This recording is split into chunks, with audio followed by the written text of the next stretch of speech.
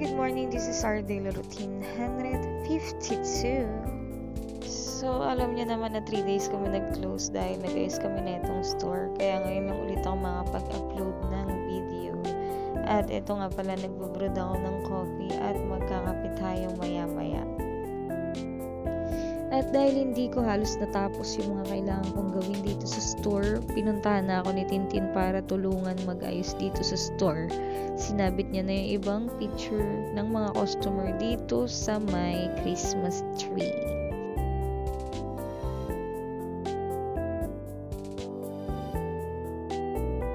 At ayun, tuloy-tuloy ang ating walk-in at deliveries. Itong walk-in natin is si Jasmine at Jay.